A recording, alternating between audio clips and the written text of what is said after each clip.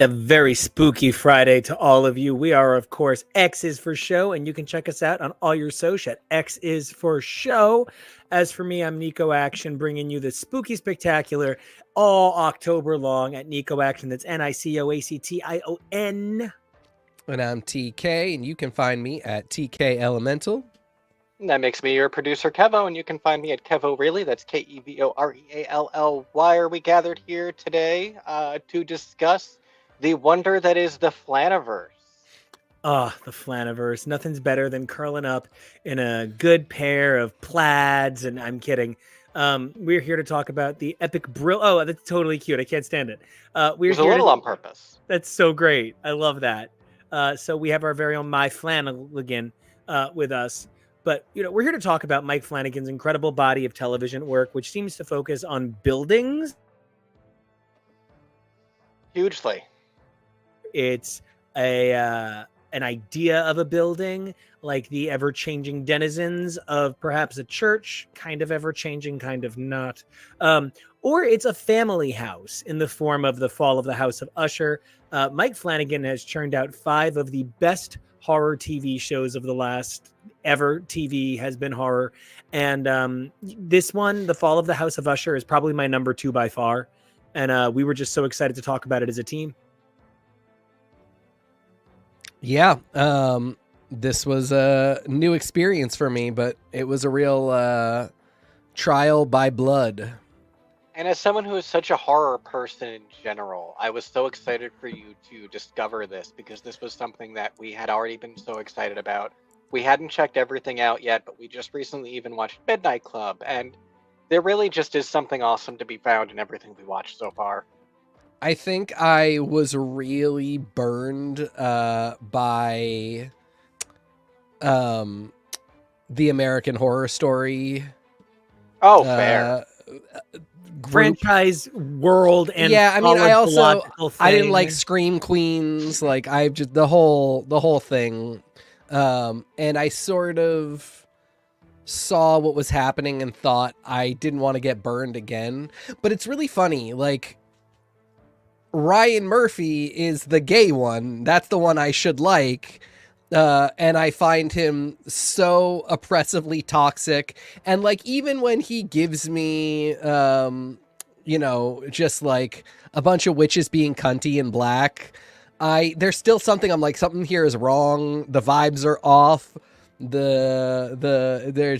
can feel the bad energy. And meanwhile, this like seemingly really boring heterosexual this seemingly like really boring heterosexual man who just like should represent everything that I'm like, oh great, another one of these, sick of him, really does all the most profound stuff. I wish it were a little queerer, but in some ways it's probably better that it's not, because it's not his place to But go. even No, from everybody your gay. face, from a straight person, like you say, from a boring white straight person, it has so much more people of color, people who are queer. I'm not saying than I it's would not really queer. expect. I'm saying I wish it were queerer. It's the thing I said yesterday. You don't get an A+ in 2023 for doing well on 2002's homework. So now we have an opening question, but before we get to that opening question, all about our opinions on the Flanaverse, we got to bring in our very own, little brother Luke, kind of little sister Nell, but none of the sad stuff, right? Just hope nothing in that room is red. So let's bring him on in, our very own little guy. Hey, Jonah. Hi. All right, where can I like your everybody find choice you? of brick wall. Yes, this is how I fall. Verna's gonna take me to a brick wall, and I don't know. You're gonna Maybe wear we'll some make freaky clown mask behind that thing and die there. Oh So- yeah, no, retcon. That's what this is. This is the wall. So where can everybody find you? You can find me on any social, not chained up behind a wall. At Peak Jonah. All right, now let's do it. Let's answer that big question. Our big question is, how do you keep something that you know the outcome of scary, right? something that's really crazy is Stephen King has made a vast amount of his success, whether it's through recognition or, financial remuneration, on the adaptations of his work. And that means we're talking about well-read things, these books that, have identities unto themselves. I remember being 10 years old and being in Pathmark, and that was a local grocery store chain. And they were eventually bought by the Atlantic and Pacific Grocery Company, which I think layman's know as A&P. But the Green Mile books actually came out in 6 installment mini books leading up to the big book. It was such a big thing to be into Stephen King. And we're talking about a guy who is well loved enough by Stephen King that he's been given the rights to The Dark Tower to adapt into television. So when you guys hear something you love that's scary is getting adapted, what keeps it spooky for you? It's a mix of things. For one thing, a jump scare is always going to get you. Unless somehow, right, most books can't do a jump scare, but unless the book is like, he went into the house and immediately a skull came down. In the film, when the guy goes into the house, the skull's going to fall down. Those are pretty rare. So for the most part, a jump scare is always going to get you. Do not make a stupid joke right now. Keep drinking that Truly. And similarly, a lot of tense moments, I think you can allow some people can't. Some people really can't allow themselves to get lost in the tension. If generally what's going to happen at the end of The Shining, then the maze chase isn't gonna have the same thing for you. But a lot of it is the cuts, the music, the intensity of the acting.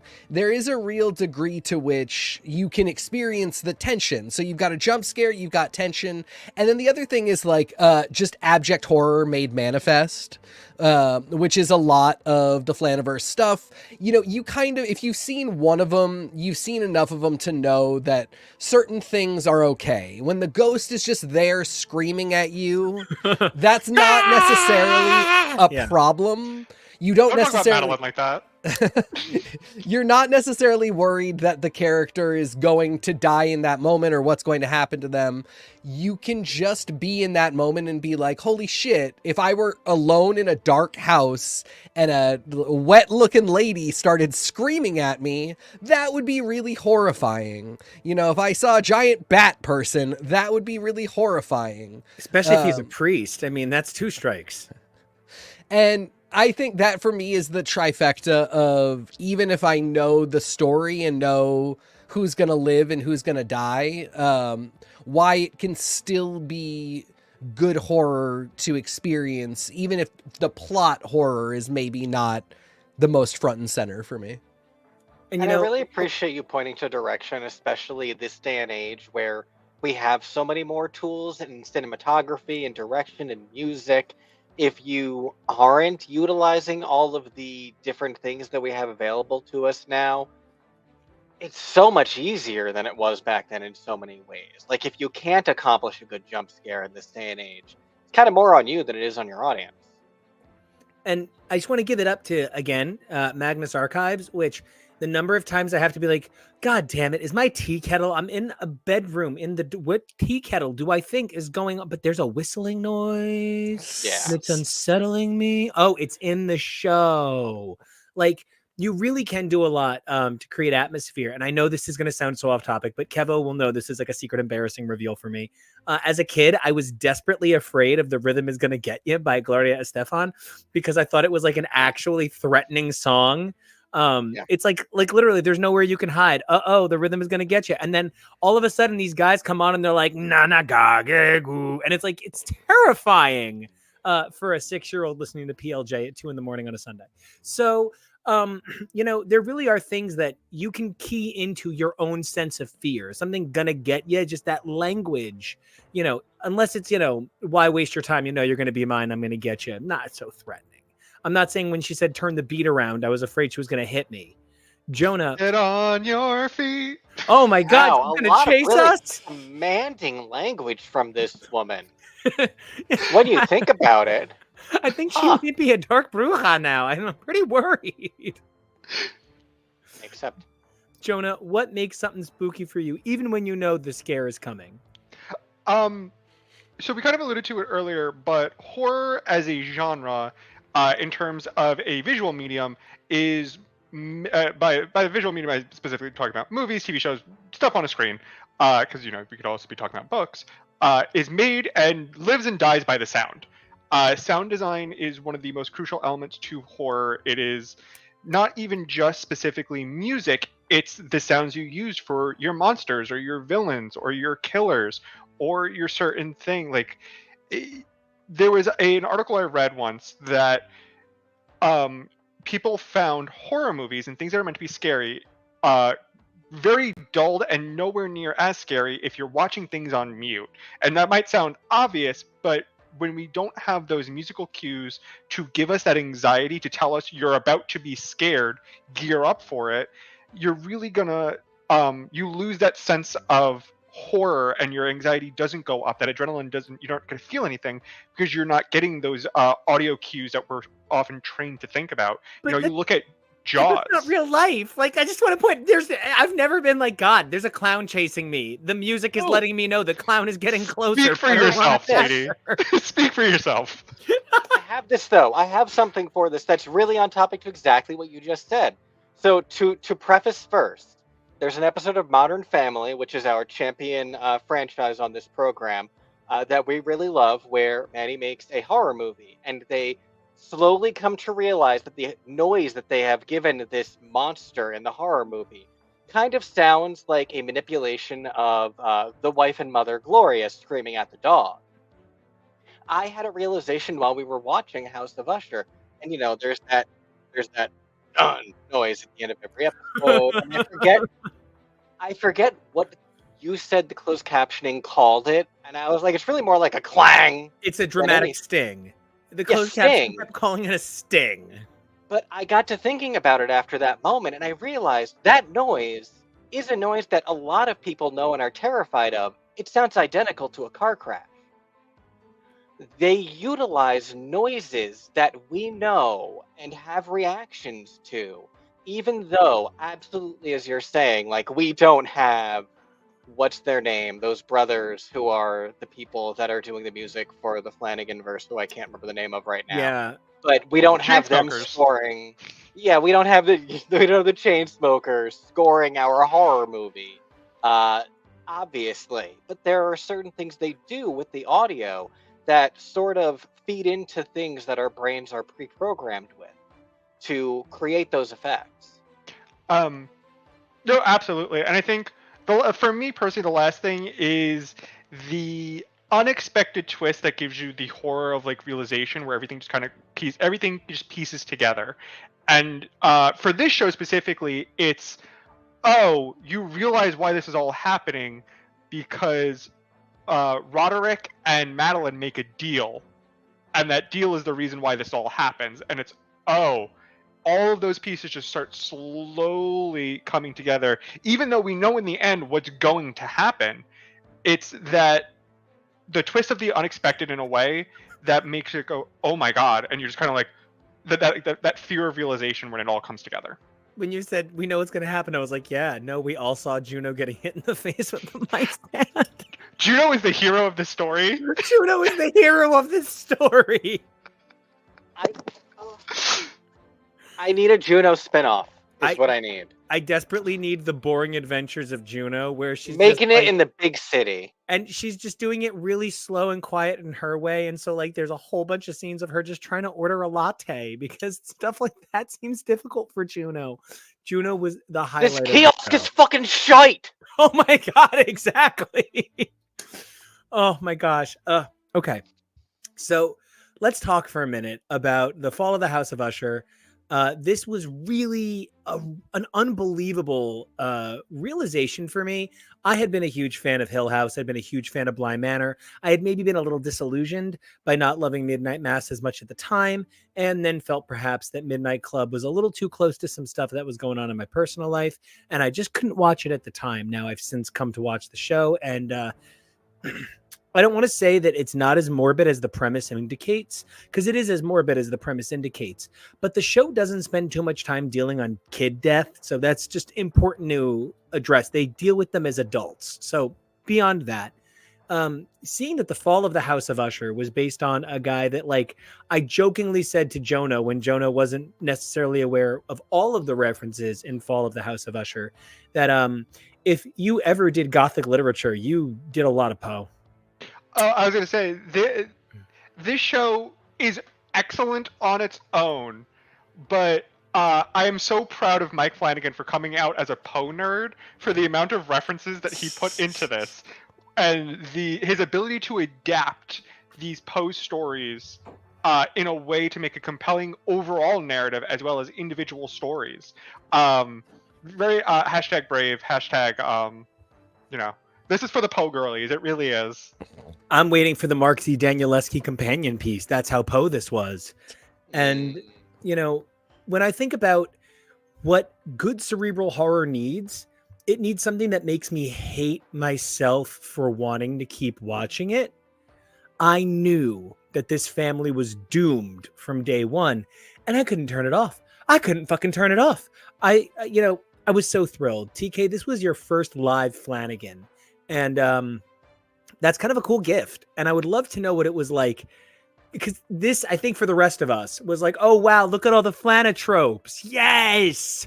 We were so excited to see his wife. We were excited to see so many frequent collaborators. And I actually have an image that we're going to show in a little bit that has some of those frequent collaborators explained in their many series. But what was it like for you sinking into this world of decrepit horror that is like literally your daily life by Flanagan? So it's a few things. First and foremost, I am glad I started here because I don't know that I love anybody on the planet, let alone who has starred in a Mike Flanagan series as much as I love Mary McDonnell. Oh, Mary McDonnell forever. Mary McDonnell is the perfect actor. The perfect mother is mothering at all times. She's just, I love her so much. Auntie is aunting. Auntie is aunting. Yeah. Mother has entered the Battlestar. She's just the absolute fucking best. And I don't know. I had already seen the first episode of Midnight Mass long ago, and I do really love Hamish Linklater. We'll get into that later, but like something still wasn't quite. Tall, handsome man. You said those words. I didn't. Well, he is tall. You can't deny that. Something about it wasn't quite clicking for me. I think it was a lot of that, like, I'm not going to get sucked into another fucking Ryan Murphy situation. And so I just wasn't, I deferred on all of it for a long time. And this, before you messaged me saying, hey, I think we're going to do this for the show, it was already on my watch list for my husband is away. And I was like, when Jake goes, I'm just going to spend the entire week watching this show. I'm so excited because it's Mary McDonnell. And the other thing is, the thing that I have not said yet is I am a huge Poe nerd. So I immediately, I was excited right off the bat. I had my main girly and I had my other main girly, Edgar Allan Poe. So just me and the dolls hanging out in spooky homes. The queens. But the other thing that like immediately got me fascinated in cataloging everything is I'm dying to know if they're like, we have $50 for you to spend on IPs. So for every 50 we give you, you need to get a free public domain one that we don't have to pay for. They're like, if we're paying for Shirley Jackson, we're not paying for season 2 of The Haunting. If we're paying for this like random novel about a spooky island, we're not going to pay for the Sackler life story. Listen, it costs a lot of money to keep Katie Siegel that platinum, okay? I And mean, that Mom budget have alone. needs. She looks good with the white hair, but I say this with love to try to convince us that she was the second youngest in her 20s. Well, Kevo made an incredible point of Luke is actually like 8 years 9 older. years older than Nell. What the fuck? No, I Haunting mean, of Hill House. it's the same thing. Michael Huisman is almost 10 years younger than Elizabeth Reeser, who looks better. Also, Saracen, Zach Gilford, is like 50. Zach Gilford is ageless. Yeah, I mean he's got the Dorian Gray painting. That's the next story. He's 10 years younger than his Midnight Mass dad, Froderick over there. I mean, there's so much the casting, the two women who cast these shows really do a brilliant job. And obviously there's always 9 people that are guaranteed to be in every one, so they don't have to work that hard. But who they accessorize with based on the solid 9, they do an incredible job. And I actually do think it is very smart to go the route of, Elizabeth Reeser is fucking gorgeous and doesn't look 52. So she can just not be 52 in a movie. Like, that's perfectly fine, because the traditional wisdom is usually to go like, oh, after 30, all women are basically 100. Treat them like Don Lemon. What? Treat them like the shriveled crones they are, and we're good to go. So I think they've been smart, but I tried to look this up. I don't remember them saying how young Camille was, but well, she's in between Leo and Prospero. Right. Leo does look 45. Which he's not, because Tamerlane is 40. So do they say that? Yes, it's her age is specifically stated out loud. It's also in her article. I am also the crazy person who literally paused. No, because this was information I was looking for. I assumed Froderick was 50. She was a couple years younger than him. And then Leo would be like 45, and Camille would be like 42. Wow, so none of them made it to 45 then. If Tamerlane is 40, he can't be 5 Yeah, years older. then Froderick really is probably only 42 or 43. Perry's like 20, right? Like that's yes. Perry is specifically 20. Yeah. Okay. And so Camille and Leo are like late 20s, early 30-ish, which is nonsense. Victorine is like mid 30s. Tamerlane is supposed to be, specifically, she is age 40. They state that. It's also in her news article. And then Froderick is only like a little bit older than her. I think like 3 years, because he's as a young child. He's like a toddler in flashbacks. Yeah, guys, I have it's a seriously important question. Do you guys think that Tamerlane becomes uncontrollably aroused watching the Carousel of Progress?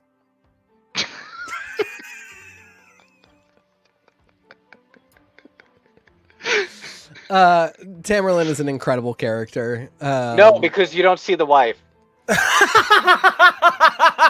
There it is. Bravo, Kevo. So hold on. 79 is the night they go out. And so if Froderick's like 3 there, so he's born in 76. So he should be 50. Yeah. He should be almost 50. He looks like he had some of that I want to stay young work done a little bit before it was perfected. So he's got that 56 sadness on that 50-year-old. I mean, it's a bummer that they document how old one of them, like besides Prospero, because Prospero's clearly young. It's a bummer that they document how young Tamerlane is, because you can get these ages to a point where everybody is the age that essentially they look. Camille and Leo should not be anywhere near 30. They should be close to 40, if not over it. And, Madeline is, of course, the age Lemoniskit, and we cannot describe her age because it is simply the infinity sign. Don't even try. So, okay. Oh, Kevo, did you have a thing? You can get Madeline's age by counting the rings from her wigs. No, you can get Madeline's age from the wigs that she gives to the hookers that she hires. What was No, with... Madeline, not Tamerlane. Madeline. Oh, Madeline. Yeah, What you was can count her with by the brain wig. moment? Oh my god, her fucking Roxy Andrews wig under her wig! The best moment in the... I screamed! That wanted there to be more and more and more. That Just was like endless the scarves. greatest thing I had ever seen in the history of television, that it was Mary McDonnell literally just Roxy Andrewsing. She's got the exact same one under. It was phenomenal. I couldn't even fathom pathetic. why. Yeah, exactly. It was so Twin Peaks. It To was have Twin her take Peaks. off the wig. It was and Twin have Peaks the meets same a drag hair. show. But it was also a woman who is far too hot with far too much money, who's having a mental breakdown. Yes. That's every episode of Drag Race. Oh my god. Okay. Now I wanna pivot to something that's really interesting about this show that kind of brings it back to form. Is that, you know, with Hill House, you were sort of like, they're gonna get picked off. And then with Blind Manor, you were like, they may get picked off. And then with Midnight Mass, you were like, God, I hope they all get picked off. And then with Midnight Club, it was like, oh, God. Yeah, they're all going to get picked off. With this one, I was excited. Like, from the minute the drip hits the phone, I'm like, acid rain! So hold on, before we go any further, viewers, we are now into like full spoiler territory. We're 26 minutes in right now. I probably would come back after hour 1. I think we're probably going to be talking stuff with a lot of potential for spoilers for a while. Is that what do you think about that timing? Yeah, I mean, but I think you should hear it from us. Don't stop watching. Just keep watching. You should hear it from us. Like we said, they keep it scary even when you know what's coming. I do kind of think that this is, I really will give you this. There's a few options here for you. One, you're like me and you've read a lot of Poe. So, there were not a ton of like spoilers. 2, you are just an observant person watching the show, and it's called The Fall of the House of Usher. It's kind of right there on the box what's going to happen. You know that the first act is going to involve Chili taking his virginity. I hate you. Or I also hate you. God love you. You are a sweet, innocent one who just knows nothing and does not want to be spoiled. In which case, sadly, yeah, you should go probably for the first, till we're done with hour 1. Just so you know, Jonah, the reference was that Usher Raymond, they call me USHERRAYMOND, Usher Raymond, clarified that Chili of TLC took his virginity. Oh, you told me this story. Yes. Oh, I didn't put 2 and 2 together. You have told me this story. Oh my God, he's so close. That was a jump scare right there. And the moon behind him. Jesus Christ. Somebody call Henry Selick. But yeah, I mean, it's called Fall of the House of Usher. It's right there on the tin. We know what we're getting. And I did really love that for somebody who is now hitting the peak of his game, he had previously released 4 series, 3 of which were really acclaimed. I think Midnight Club it wasn't that it wasn't acclaimed, it just wasn't as hot. It wasn't as hot and as memed a property as the other 3, but did good numbers. Sexy. Dr. Sleep did well. Gerald's Game did well. So this is somebody who's on the top of his game. To release a series where you go, you know what we're going to do. They're all going to fucking die. Show up anyway. We're on minute 1. Yeah. Yeah. I mean, that's from pre-minute 1, from when you see the ad, when you see Succession. When you see the name, you know exactly what it is. And that is some real BDE to be like, I'm so good at doing horror that I do not even have to leave you in suspense that this might not be the House of Usher falling. It's literally in the title. That is what we will be doing tonight. you're going to want to show up anyway. And I think to say that is one thing. There's a lot of artists who are like, this is going to be my best show ever. And you get there and you're like, Katy Perry, why didn't you retire? I went to Vegas for this. I was about to say, excuse me, but Lady Gaga, I am not following you further into Joanne. Yeah. I also note I just want to pass it to Jonah and to cast the Mantis himself, Carl Lumbly. What is so funny about the timing of the fall of the House of Usher, and that this is an entire narrative built by Poe stories, is that Hulu/Disney is also doing the exact same thing with their Goosebumps series. Yes. Which is, the irony doesn't behoove me. I think it's genius.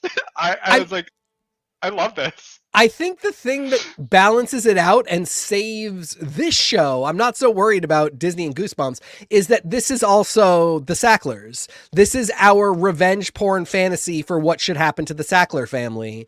And I think if you got rid of any Poe reference and still just basically told this story of every single Sackler dying a horrible death and having just nothing to show for a life of being a piece of shit, this would still be one of the greatest horror shows of all time.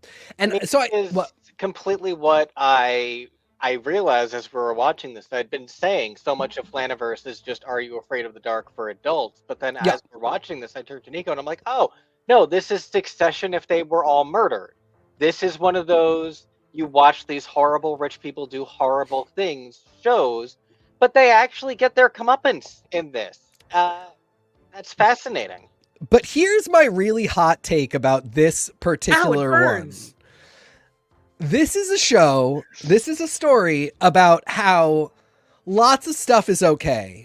Lots of stuff is justifiable. Drugs you can are be cool, sex is cool, cheating's fine. You can rip people off. All of these things. Lives. You can be a total piece of shit millionaire who didn't work for it.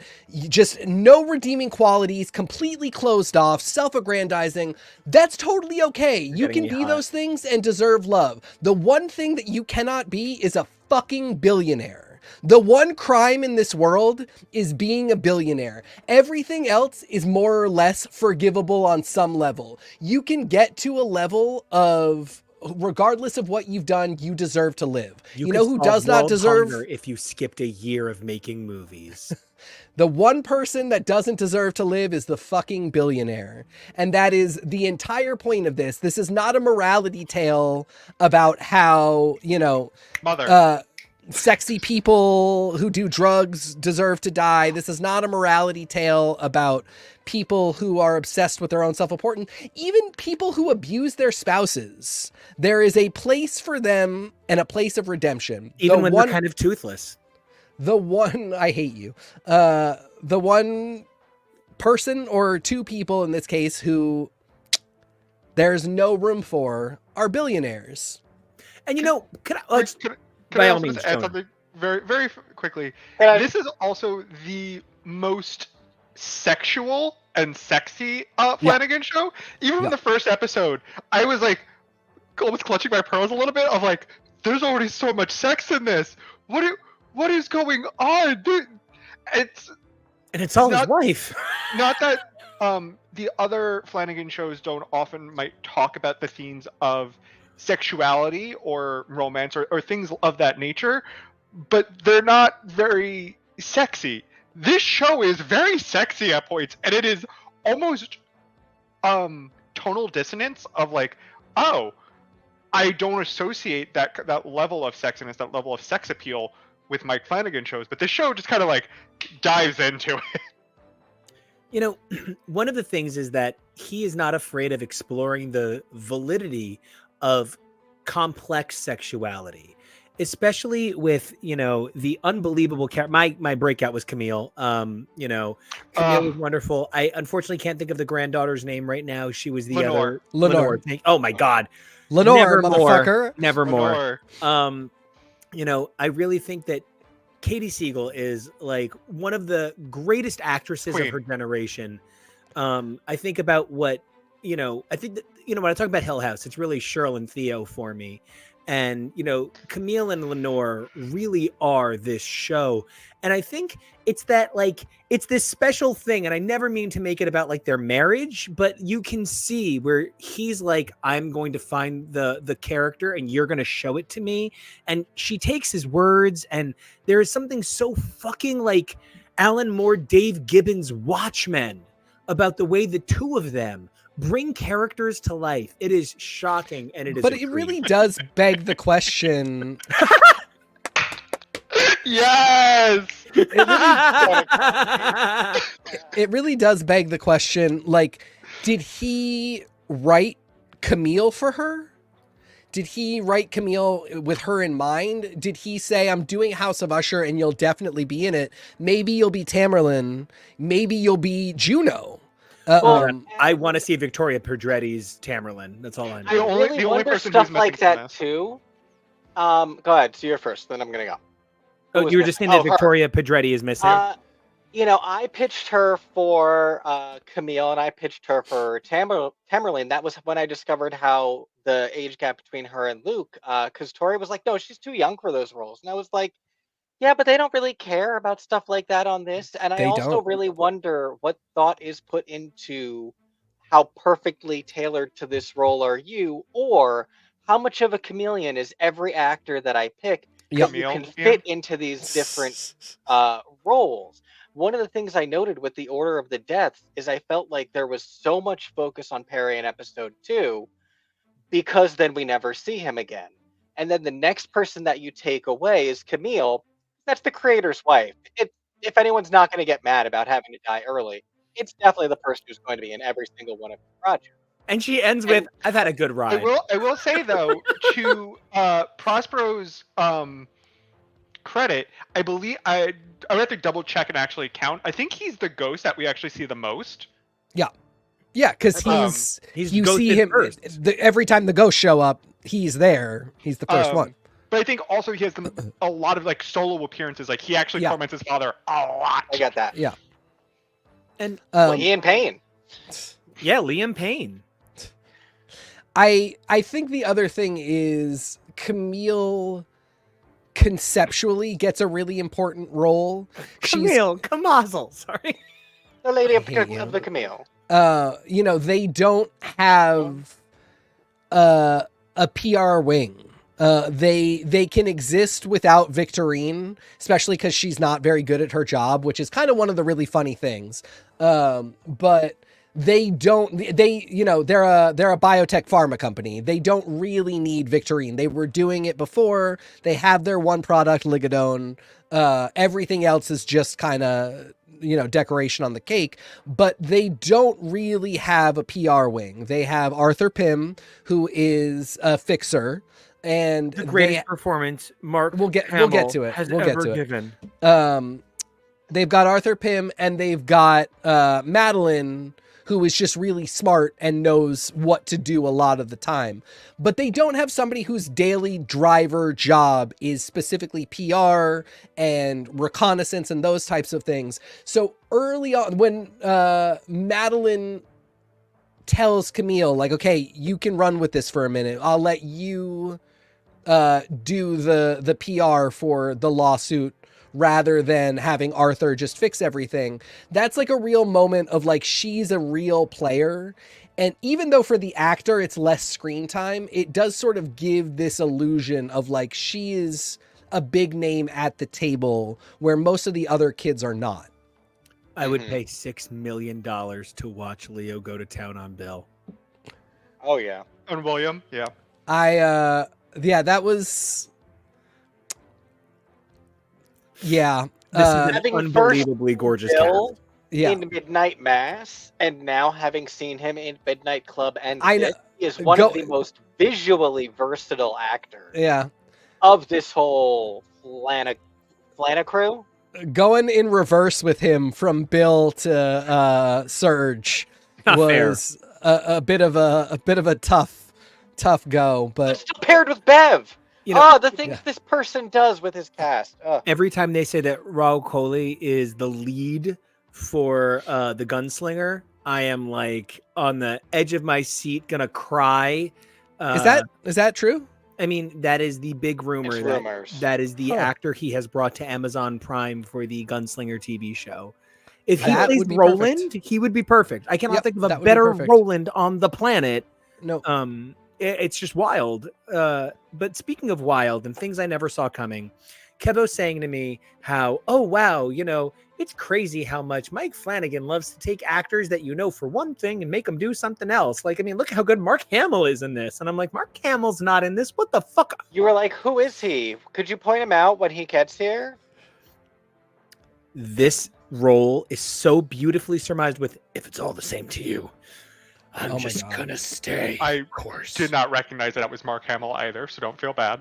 It is the opposite of his Joker voice. It is a level of restraint that made me weep for his ability. He is an actor. That response, I cried so hard I had to pause the television show.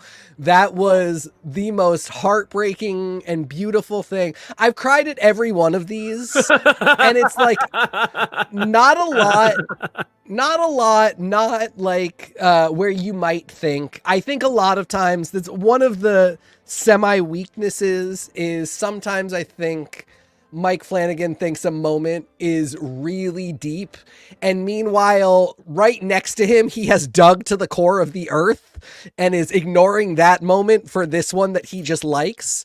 And so there are just these times where like the show doesn't seem to care that it is saying the most profound thing in the world.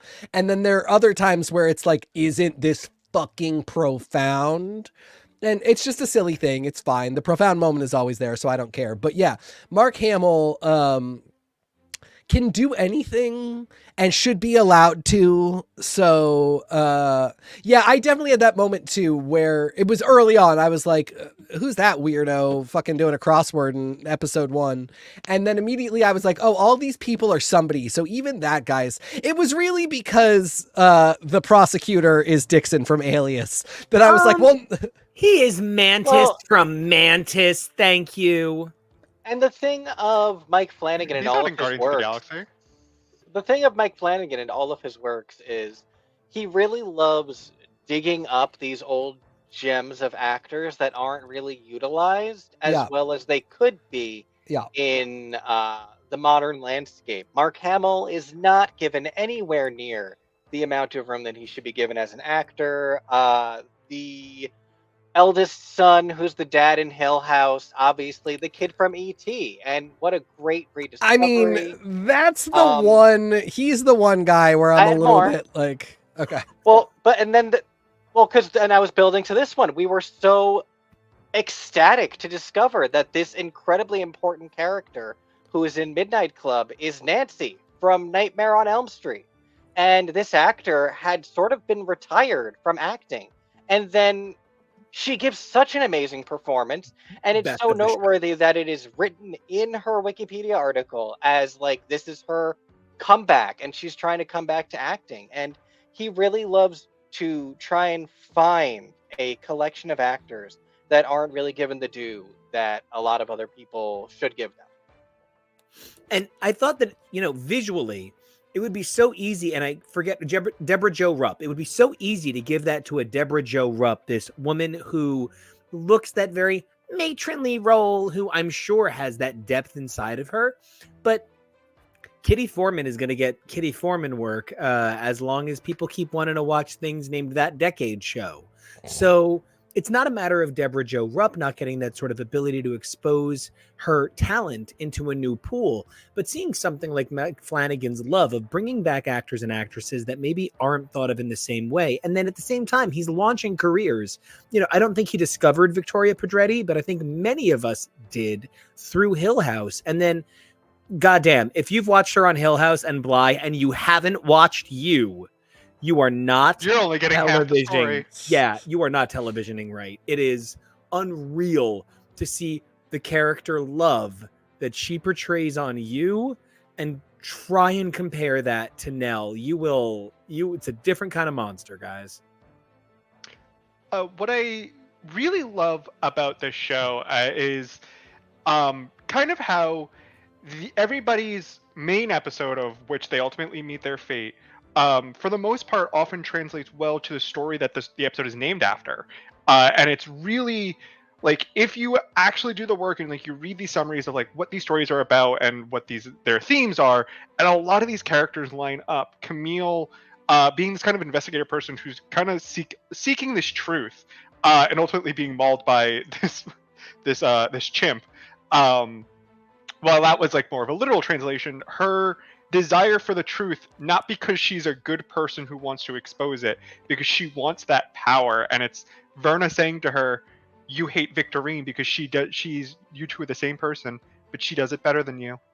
It was like extremely that was a very powerful moment. Victorine having the telltale heart where she's going insane, trying to prove she's not insane, and it's just quite dead, sweetheart. No. She has to apologize first. I'm so sorry you're seeing her like this. Oh, that explains it. I feel so bad for her. She felt the most nuts to me in a lot of ways. Like, just then, totally unhinged.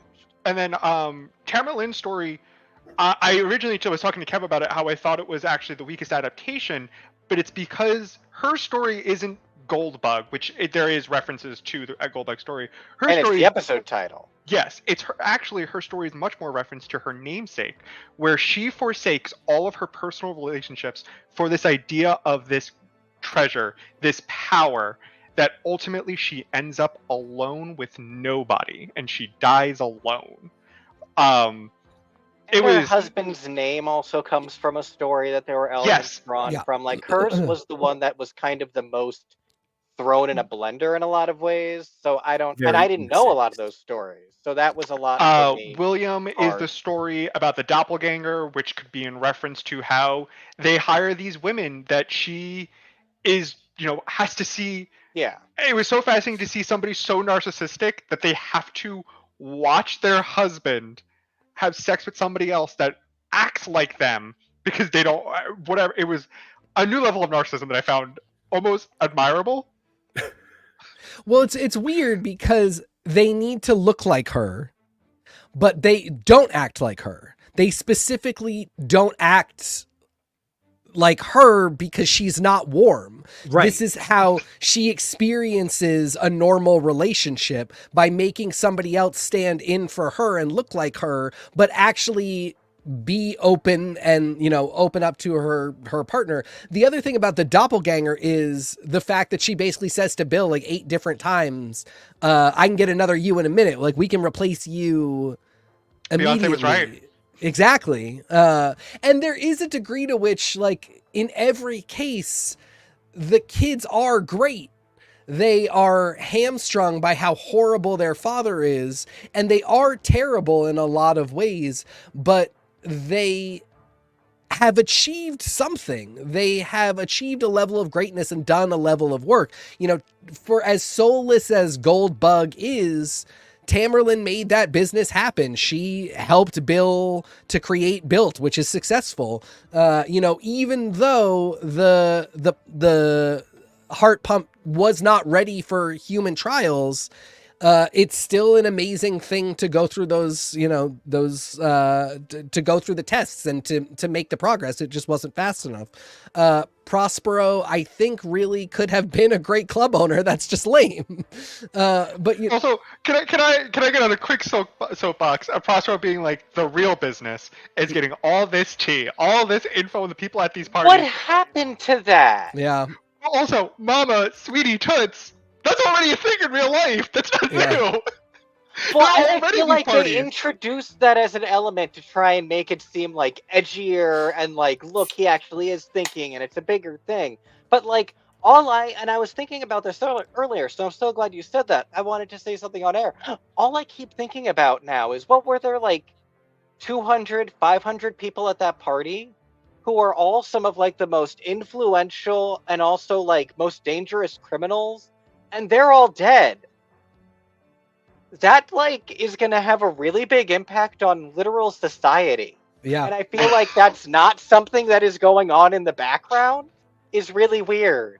Yeah. Just to me. Well, that's, I think, the killing Prospero so quickly. Where's it going to go? Kevin and I also talked about this. The only other storyline that they bring up, but then kind of just drop until the last episode, is Madeline being this tech goddess. Yeah. Even back in the 70s was extremely algorithms have existed since antiquity.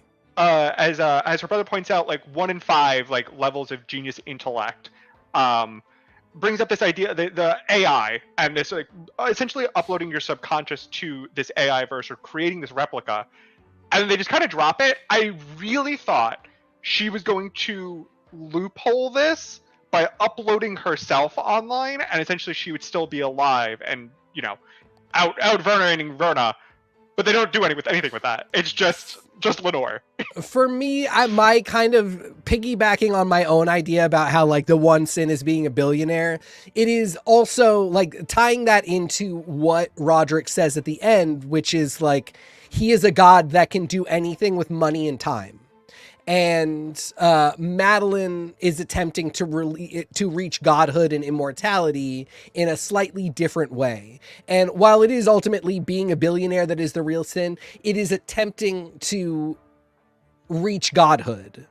And so Madeline does it through this AI thing, which like I do wish we saw a more tangible result. I actually like I like the idea. It was cute, but it was cute. It was a good reference, but it would have been cuter if she was like, "Oh, I also own the company now, and I am alive on the internet, and you're all garbage." But I did kind of think that the point was that the both of them, Madeline and Roderick, attempted to reach godhood in different ways, and no matter what, that is not allowed. And I just want to say that, like, one of the things we have not touched on yet is the actual star of this series.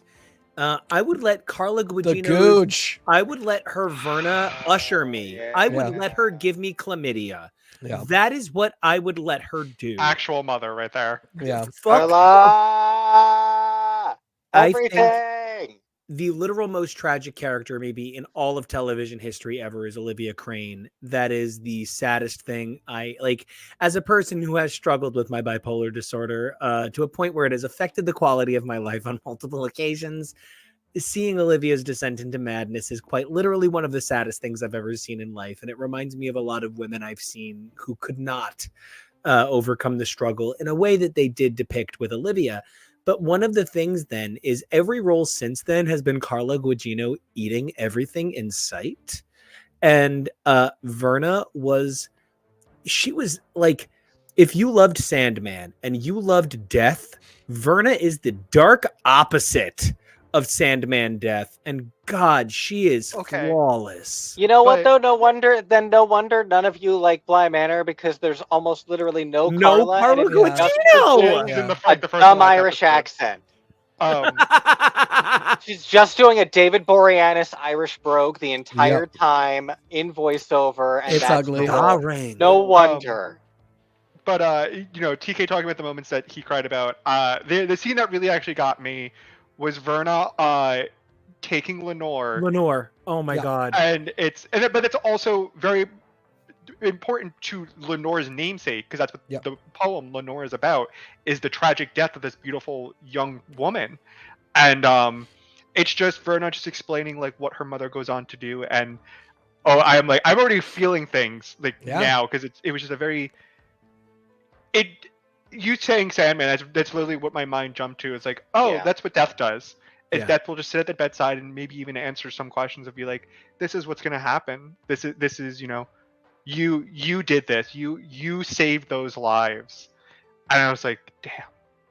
And that and the moment with Mark Hamill are the two.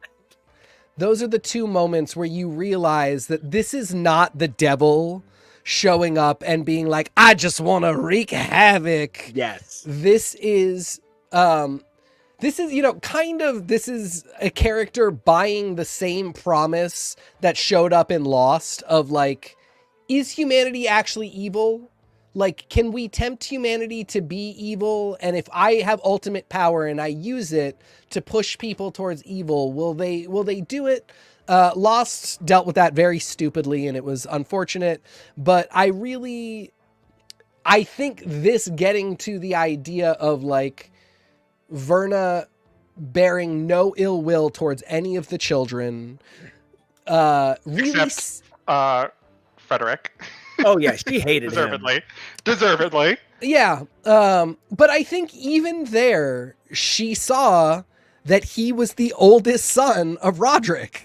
You know, yes, he did the things that he did, but would he have done them if Roderick had not been Roderick? Now, can I just make a sort of like Roderick Burgess kind of question about magic for a moment? Speaking of people who make deals with death, yeah, Roderick Burgess, to bring it back to Sandman for a minute, I think Froderick's existence was corrupted by the fact that his father made the deal having already met him.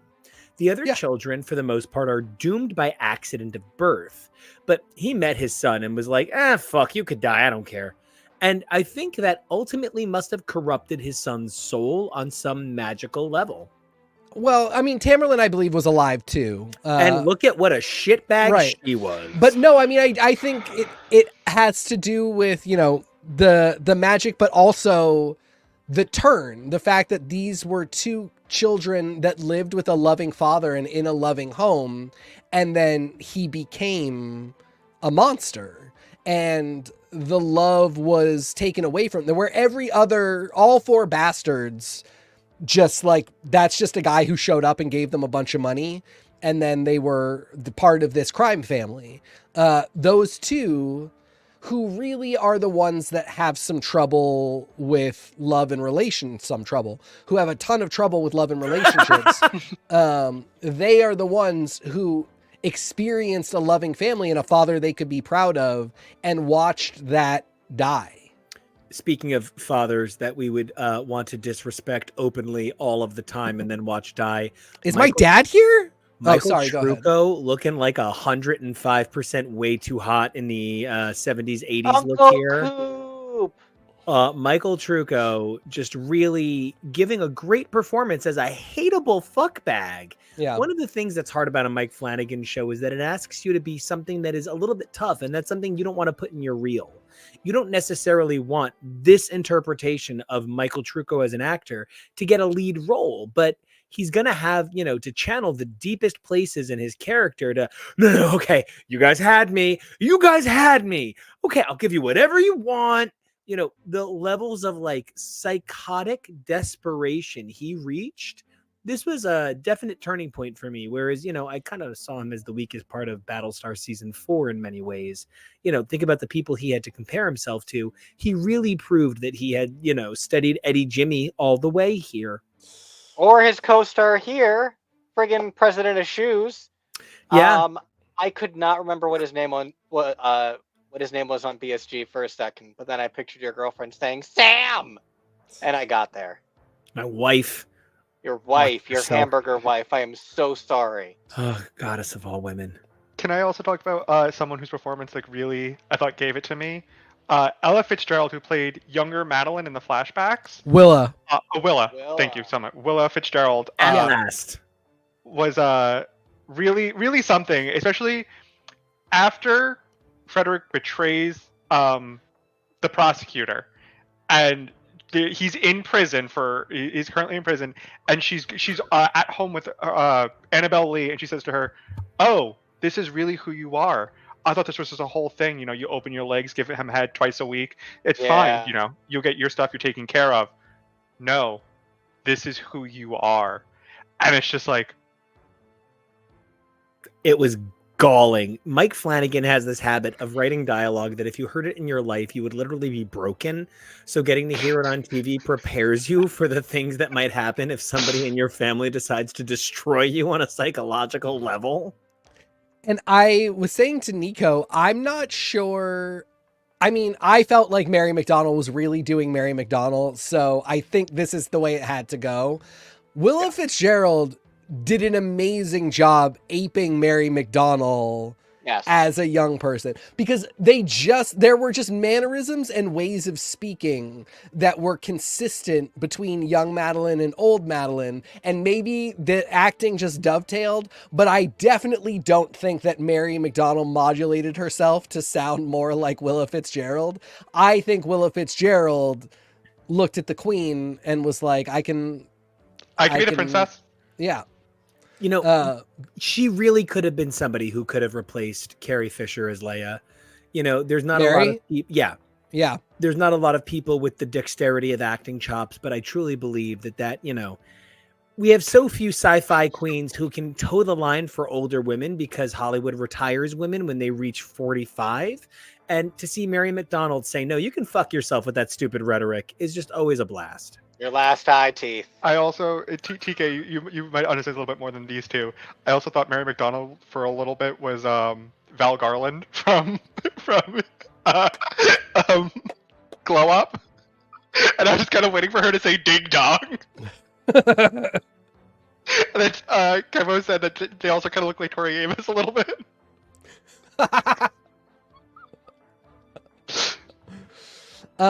I mean, she does have like that. They always kept her dressed in really good clothes, that the hair was always on point, the makeup was always done. It is kind of like a Val Garland thing. Like, there is very much a bad bitch vibe to her the whole time that just is fun to watch. And, for years I've been waiting to see her in something that kind of did justice to how she was as Laura Roslin. And this really is the first time that I've seen it, but like, it makes me want more. Like, my hope is that she is considered for some other Mike Flanagan project. I would love to see her in The Dark Tower, but like, she just has that stage presence. Nico's telling me now that their power flickered, which is why they both disappeared. So I figured they were kind of just frozen there for a little bit. Yeah. They didn't say anything. They're coming back.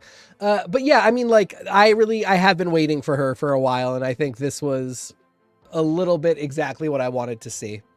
Yeah, I say this with no like regard. Like, Madeline was my favorite character. Yeah, it's there's something about seeing this genius woman not get her flowers when she was younger, especially in the flashbacks, and being held back because she was a woman, and then it's seeing her get the power and literally telling Verna, "I'll make myself immortal, and no man will ever tell me what to do again." And we see how that she carries herself in the future with Mary McDonald's performance, and like, even her going to Verna saying, "I want to change the deal, I want to change the rules, I want new terms, trying to loophole herself out of it. Yeah. The performance was just absolutely incredible and like awe-inspiring. Of like, oh, that's the star. Yeah. I actually do think that she was the star of this. I really do too. And I did think at one point we were going to get some twists in terms of like her somehow actually being more of the prime mover in some way of the deal, or maybe like having gotten different terms. Welcome back. I don't know. The Flanagan ghost heard us talking. And it was not so sure. Yeah, really, truly. So first thing he was going to take us off of that mode, and there he is. No, Mike. Nope. Yeah, that's okay. He knows what it is. He'll be back. Probably got reset. I heard a little what you guys were talking about. Please continue. Thank you for keeping the lights on. Really, I just I could talk forever about how much I love Mary McDonald. Wait. Yes. Good. Yeah. Did Kevo explain that there was a power flicker? Yes. But yeah, I mean, I love her so much. She, Jonah and I were saying that she really kind of was the star of this whole thing.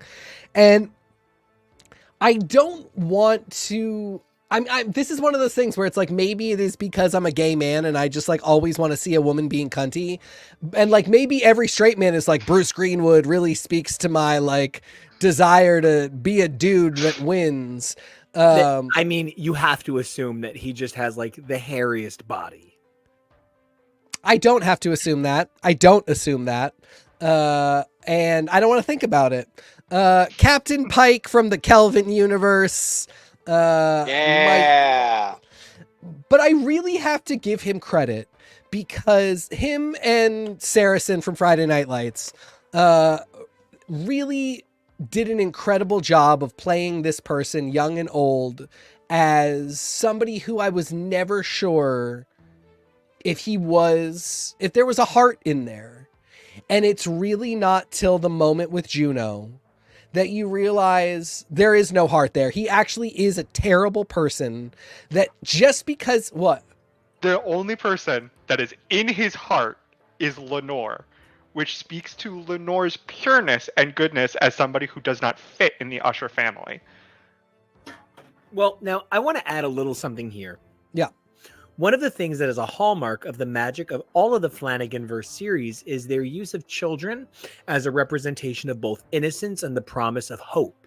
Now, I think that Hill House is perhaps the greatest casting of a child voice to an adult voice since Fred Savage and David. Who did his voice? Ben Stein. No, David Stein? Is it David Stein? Yeah, I think it is. We'll David Allen Greer. The guy from Home Alone, right? Yeah. The guy from Home Alone. Macaulay Culkin. Yes. Macaulay Culkin, get out of here. Daniel Stern. What the fuck? Daniel Stern. God, because we didn't want to say Howard Stern. Yeah. These kids gave some of like the most absolutely astounding performances I've ever seen, followed by kids who gave like what I would have hoped the Dead Boy detectives would be in Bly Manor. And honest to God, the kids in Midnight Club dealt with some unbelievable subject matter. It's a huge disappointment that Prospero was so one note when the character he plays on Midnight Club is probably the most emotionally impactful character on the whole series for me. But I think he actually, the one thing is he's supposed to be, because that first red herring is that they deserve it, that they're all such pieces of shit. Wait, is it Red Herring, the bad guy from A Pup Named Scooby-Doo? Get out of here. That they're all such pieces of shit that they deserve it. Because look at this little snot who has no skills or prospects and just wants to open a club. We're happy that he's dead. And it really tricks you into this false sense of like, oh, it's because they're all pieces of shit that they're getting their comeuppance. And the real slow burn and reveal is that is not the case at all. Prospero's sin is also that he's dumb. Like, actually, in his episode, he's just dumb. Like, the environmental people literally say, hey, what these building for? He's too stupid to be the mole. He's too stupid to, like... It was also, like, almost a level of, like... Is he, like... Is part of it because he's an avid drug taker that he's, like, currently high and he's not really paying attention? He's so, like, in his own world? Because they're literally saying... No, these are supposed to be condemned. There's literally like toxins in these water things. They literally say in the beginning of the episode. Yeah. So we have the the little nuggets of like what's gonna happen. And he's like, wait, no, don't tear these buildings down. I want to throw a party there. Were you not like what are you doing? And the problem is he has the intelligence. Oh, tie it off to the city. Tie it off to the line. Make it work. Oh no, we don't want to be on the city's grid. No, don't charge 5,000, charge 10,000. It's the same thing that Camille shows when she's like, you guys are thinking that we need to be on defensive mode. No. We can turn this around and we can get sympathy votes. Like the idea that he is stupid has to be secondary to the idea that he's brilliant, or we can't imagine this plan working. So I really love what you're pointing out. And it's just, to your point, I do think that like, I get it is a little bit one note, but not in that way if the actor or the writing isn't doing a good job. It is just that at that moment, he really needs to seem like the stupidest and the worst because it sets it up so that we're not seeing, like, it would be a really different show if you loved the first kid who died. And you were just like, no, why? And it's really that fulcrum point of Leo's death where you're kind of like, no, I liked Leo. Like, Leo was clearly a good-ish guy. He loved his little brother. Like, he wasn't the best. I mean, outside of the adultery, he was the one who kept his nose clean. His business was he made video games. He had a video game empire. Literally, he was we are Xbox told. Well, no, we are literally told he is a drug addict. So your use of "he keeps his nose clean" is quite literally the most ironic turn of phrase. Well, he's cleaning it out constantly because he's putting stuff in and then taking.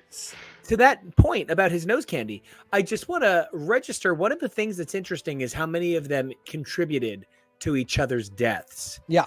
With it is, one of the siblings who gives drugs to another. Those drugs are what kill the sibling. Yep. Another sibling's monkeys kill one of the siblings. Yep. It is really an inherited sense of rage that seems to course its way through the blood of this family. Something else of note that is until the reveal that their fate was sealed, as Verna put it, it's curtain call for everybody at the same time, is this illusion of a choice that Verna gives all the children, sans Roderick, because he's a piece of shit by that point, and she doesn't like him, so she's like, no. But all the other kids is given this illusion of a choice of, you can stop this if you just, there's consequences to everything. You can stop. You don't have to be here right now. And they all don't take that, which I think is to also add to the metaphor, like, oh, they're bad people. They keep going. They keep going down this self-destructive path that eventually leads to their demise. But in the end, it doesn't matter.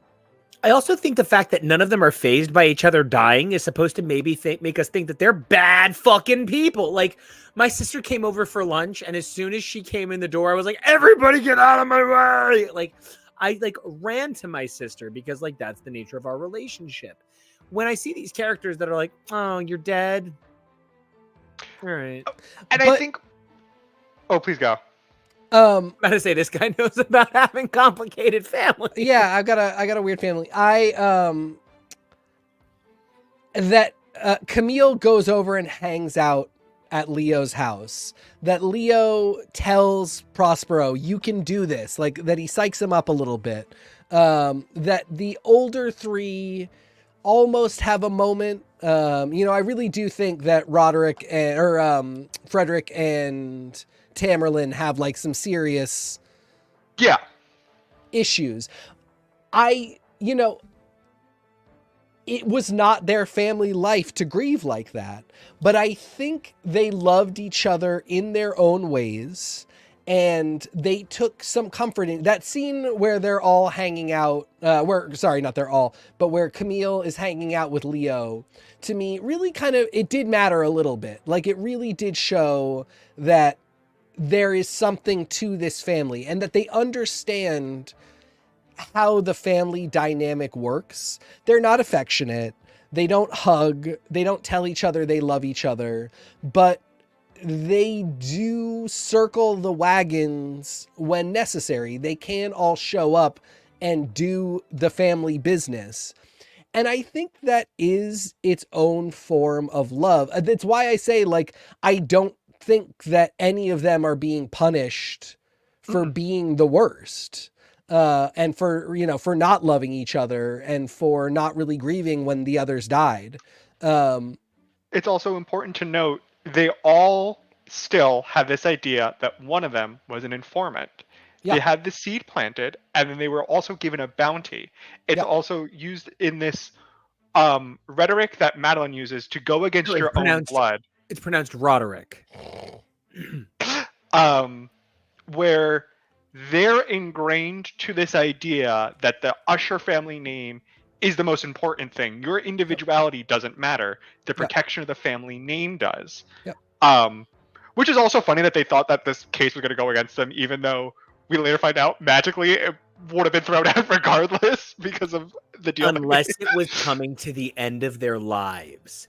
That has to be I don't know. One of the things maybe they thought it was a portent.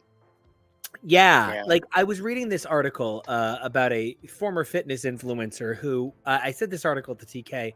One of the things that I thought was really great about this article was she said that, there were months where she would ink 6 $10,000 deals and get 6 $10,000 checks a month.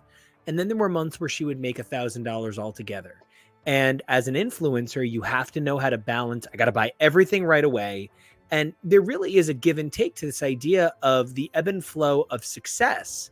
I think in many ways, for a character like Roderick, this riding high also comes at the loss of sleep that this particular fitness influencer was talking about, where she was saying not knowing if next month would be $1,000 month or another $60,000 month made it very difficult to know if she was going to sleep that month. And I have to wonder if Roderick, every time there was another kid, he would say to himself, right, well, you know what? It wouldn't burn too bad if I don't know the kid. So, maybe that's why he even kept all the kids at a distance. And it was Lenore. Once he made room in his heart for Lenore, who I truly believe he loved like he only ever loved his sister, I think that was the point where he knew at any point that could be the lawsuit. And Annabelle Lee. You know, Carl Lumbly's gayness, right? I will not be defined by my gayness is, of course, the Aaron Sorkin quote that lives in my head forever. You know, wait, Carl Lumbly's not the gay one. No, Carl Lumbly is gay in this. He specifically refers to his husband and their children 4 fucking times. Oh no, I meant. Yeah, he's not that guy in West Wing. Okay, great. No, he's not that guy. He's not that fake Don Lemon. Right, he's not Don Lemon, exactly. But the Don Lemonade. Oh gosh, it's a Laura Arnold Palmer. So the thing about Carl Lumbly's character in this that I think is so important is how purposefully removed his personal identity is from the nature of the Ushers. Now, something we see at the very end is the confluence of his life wound up okay without any magic involved. Sometimes people just have okay lives. Did he win every big case? No, but he wound up a prosecutor big enough that he was the prosecutor brought against the Usher family. I think there's something about the idea of the subtlety of the magic of being alive that his character expresses. His character is unique and special in ways that Roderick isn't. Roderick is a white straight man. What's so unique about that? A black gay man's got it a whole lot harder when he's trying to be a government whistleblower. And in NYC.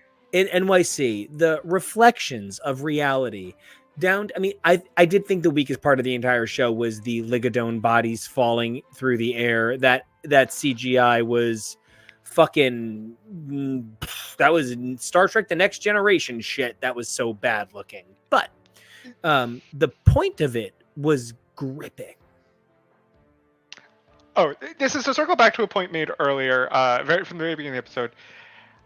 I am appreciative of the ways that CGI has evolved in movies. However, when it comes to horror, there are times when things just look a little too fake that it takes me out of it. I really wish there was a lot more blend of practical and CGI effects to keep us in the reality, to keep us in the horror. I thought the monkeys that they used for the lab were incredibly fake looking, but I was appreciative of that because I thought they should be, because I don't want there to be actual real monkeys there. Yeah, I expected one of them to throw shit at James Franco. Nice. Yeah, it was just a little bit of fun of the apes. Whichever ape planet that is. Yeah. I mentioned that to Hot Older Boyfriend. I was like, hey, do you want to watch the show with me? The only thing I'm going to say is there's some CGI monkeys that look like Planet of the Apes. And he was like, can I tell you, I've never seen one of those movies in my entire life. Why would you want to watch a movie where apes take over the world? Isn't that just the government? Not even the one that came out when he was in college? No. Did you like that, though? I did. Thank you. So, yeah, other than the CGI, we are at the point where we're looking to wrap up our discussion of Fall of the House of Usher to move into a little bit more Flanaverse discussion. I will pin the CGI discussion for when we get to Midnight Mass, though. Woof. The real thing I want to highlight about Fall of the House of Usher is the houses in the first 4 series represented physical entities that were haunted by their bindings. Anyone who entered Hill House entered the curse. Anybody who entered Bly Manor entered the curse.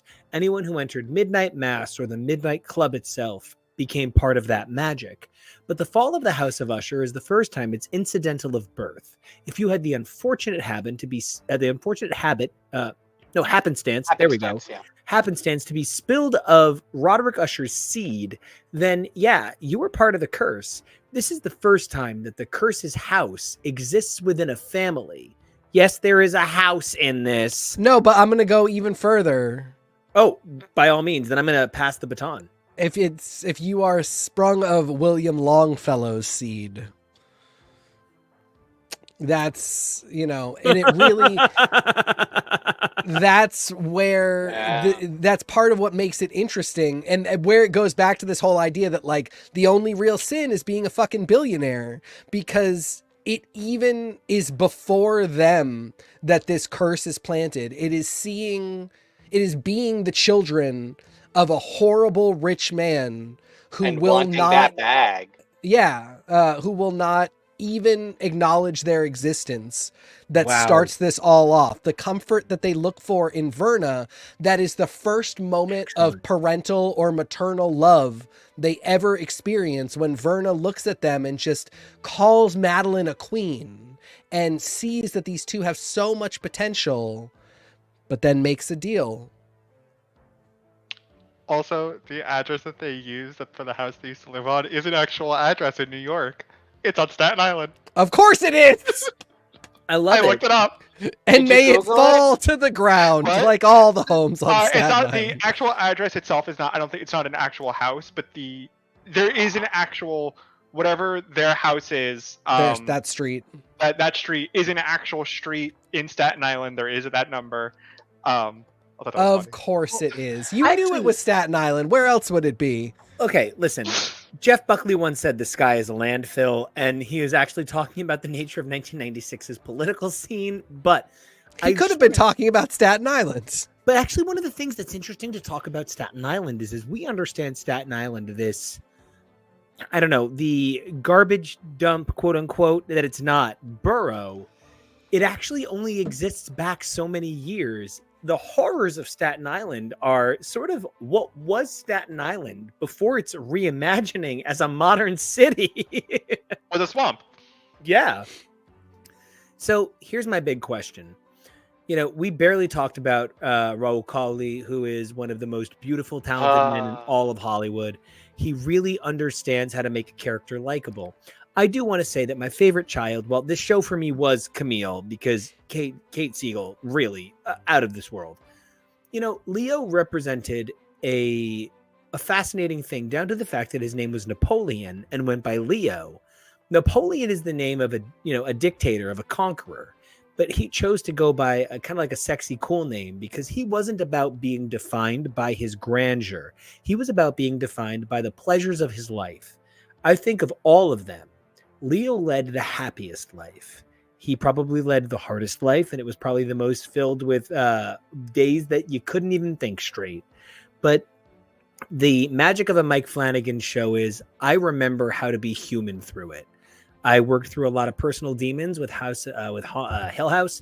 I was trying to say Hill Manor. No, Bly House. Yikes. I worked through a lot of demons with Hill House, and then Bly Manor didn't have any of my demons in it. Neither did Midnight Mass, neither did Midnight Club. But the fall of the House of Usher definitely tied into something that I really identify with looking for in my fiction. And I think Leo was the best representation of that. You can make mistakes, you can be a flawed man, but you could still want better for yourself. And I think Leo saying to his younger brother, hey, you are amazing. This club means nothing, was him trying to say maybe the next me will get it right. And that's okay too. So I would love to get, who was your Usher? Who was your person? I guess, for me, it really was Leo, but Camille could Dommy Mom me to hell and back. I don't know what it is, but like her assistants. Huge HR violations. Who said, no, we're in love. You can't have us anymore. There's nothing about a man that makes me at all submissive, but like a really strong woman, I'm like, yeah. And there is something about every woman that Mike Flanagan chooses to put in his work, that these women are all so powerful and so strong. And I just want to celebrate how incredible these women come across on screen.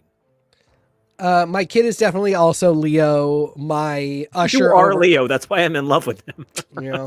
My Usher is Madeline. Madeline is the most perfect person. I say do a season 2 where it turns out she didn't die, but that's me. Oh, This is such a hard question. So, similar to TK, my Usher is Madeline. I truly, every iteration of Madeline was and by far like the scene stealer, the star, the like utmost like the pinnacle of like this is her story. This is literally her story. We're living in her. This is her world. We're just living in it. But when it comes to the kids, the three women I think are probably like at a tie for what they each represent for me. Camille, I think, is the kid that I loved the most. It's her facing death saying, F it, I got mine. And it's literally Katya.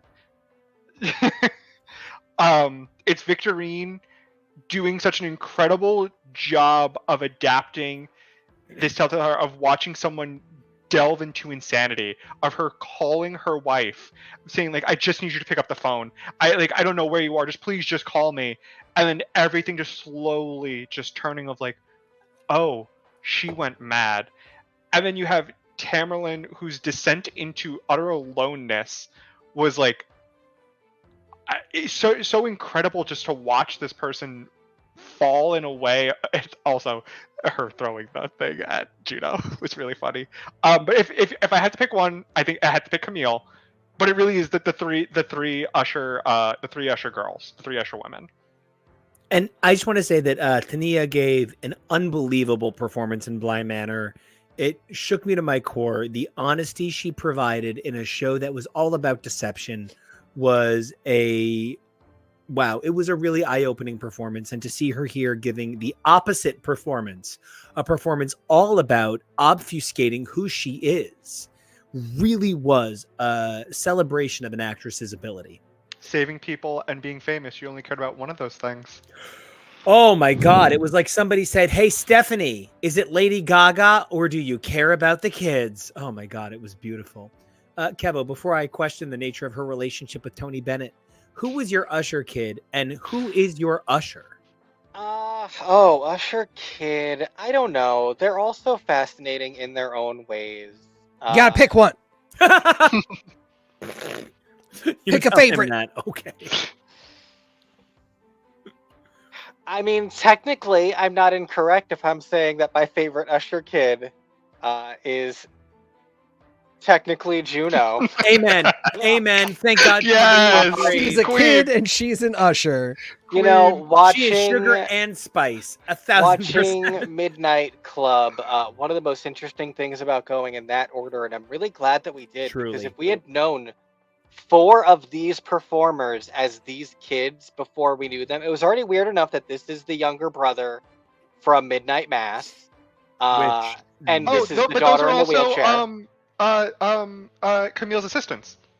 Yeah, that's what I was about to say. That's what I was getting to. That's the point I was in the middle of making. Thank you. Specifically, these 2 are Camille's assistants. This is Juno, and this is Perry. And like, so 4 out of these kids are all people that are in Usher. So that was really weird. So I'm glad we went in that direction and not the other way around. Anyway. I just love that she's dressed like one of the wooden soldiers in March of the Wooden Soldiers. I get a big Christmas vibe from the peppermint candy cane that she is here. I mean, and I give them so much credit because you immediately go, hold on, this is not a trophy wife. This is like a weird made up gremlin with a bum leg, but you still love her. And then he gives the monologue about how her body responds to Ligadone. And that was one of those moments where I was like, he is the worst person alive and he's insane. This is fun. She just wanted to bond with her stepkids. Yeah.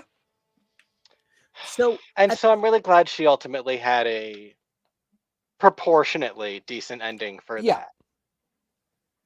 So, all right, that brings us to the end of our amazing coverage of the unbelievable Mike Flanagan entry that, I think when I think about the fall of the House of Usher, I am going to think about how he pushed my understanding of family to a new limit. He pushed my understanding of what it means to be a house to a new limit and the nature of what a corporation is.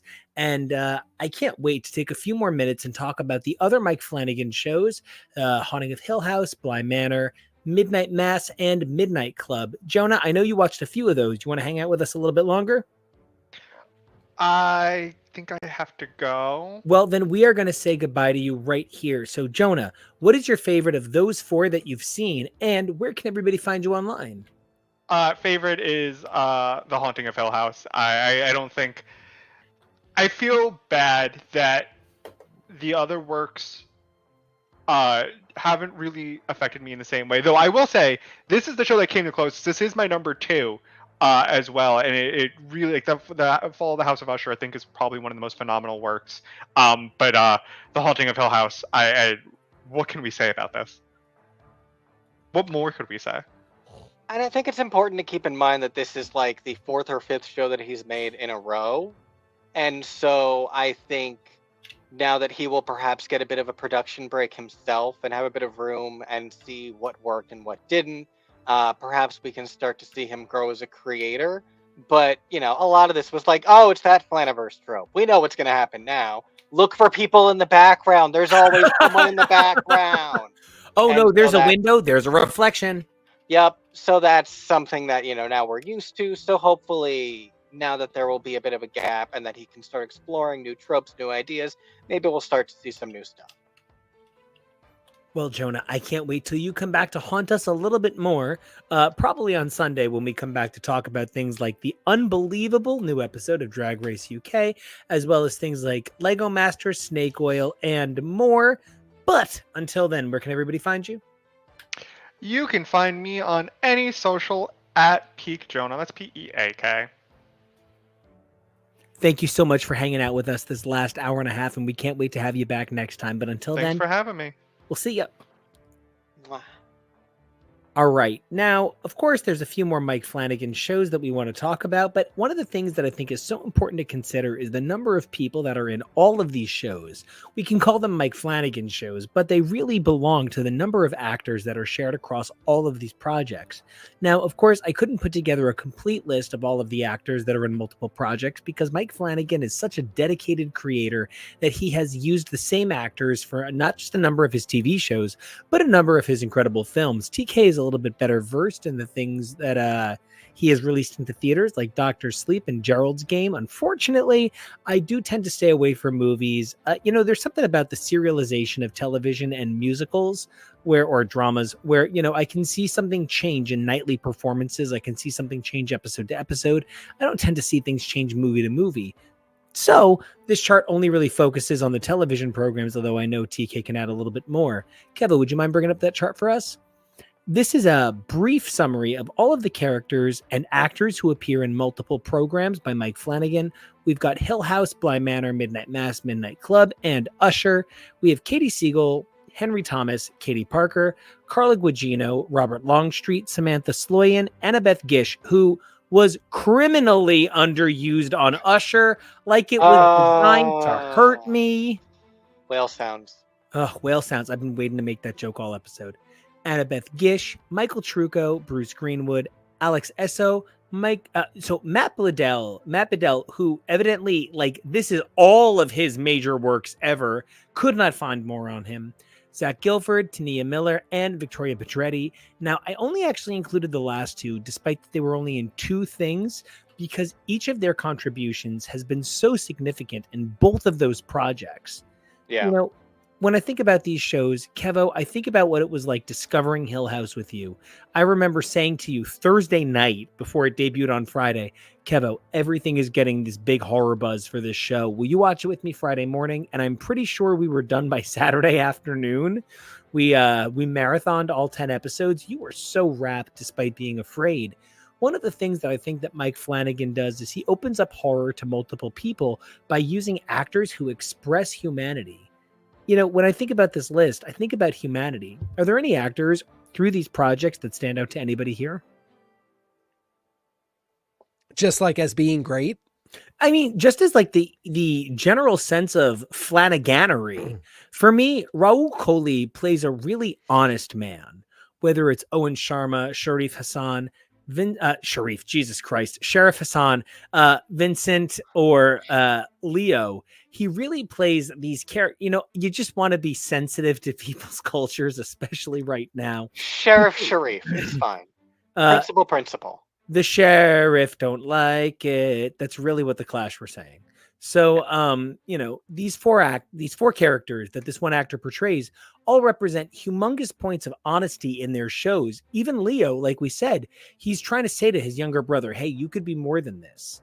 The idea behind so much of Mike Flanagan's horror is the honesty through that horror.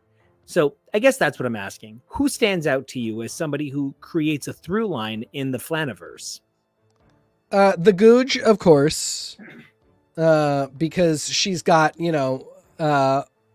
roles throughout these shows, but then she's also the star of Gerald's Game. Henny T. What's that? Henny T. And E.T. Yeah. Henny T. Yeah. And E.T. That's so funny. No, I was just saying Henny T. But yeah. Oh, geez. I just assumed she was Henry Thomas. Henry Thomas. He's in 5 things at least. What is Gerald's Game? What? What is Gerald's Game? So Gerald's Game is a Stephen King short story. If I may, what? Briefly. Yeah. Nico, you saw this episode of Solar Opposites. It is about a couple that gets away to a cabin in the woods and do some rough play. Yeah, they do some handcuffed to the bed play. Carla Gugino is handcuffed to the bed, and her husband dies while they are engaged, and she's still handcuffed. She then, has to try and get out. There is a horror element of an entity that may or may not actually be there. And then my favorite thing about Gerald's Game, there is a moment where her Shinin kicks in, her Dark Tower powers, and it's happening during an eclipse at the same time to Dolores Claiborne.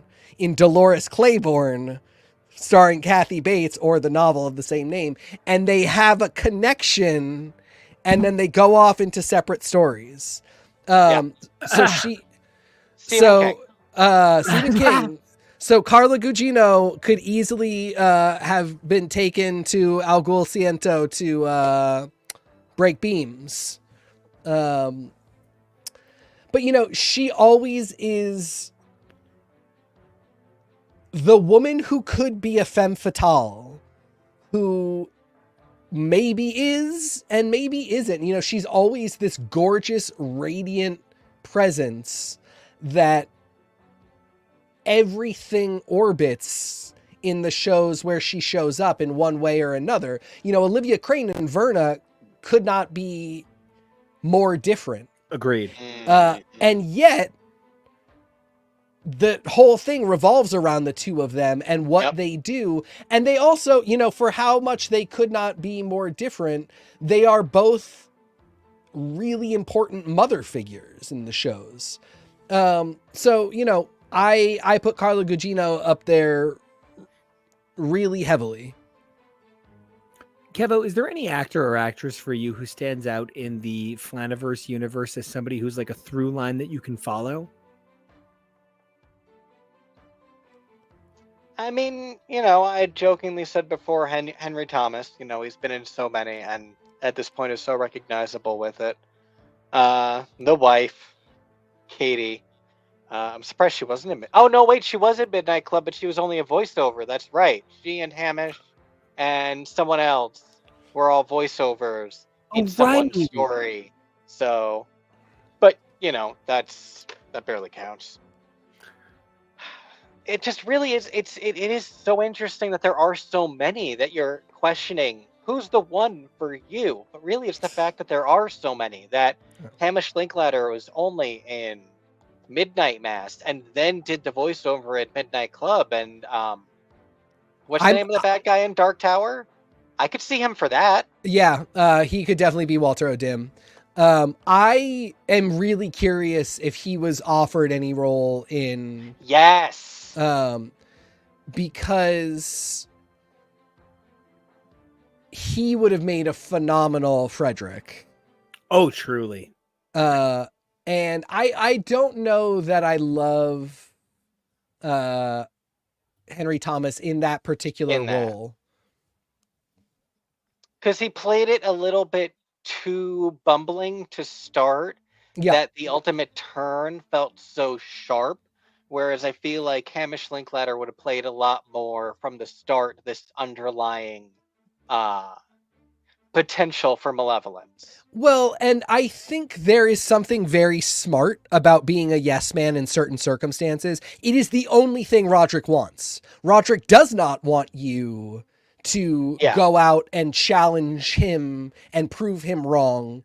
He wants you to change the world, but by doing what he thinks is best. He wants you to have ideas that align with his. And Frederick being a yes man actually could be very smart.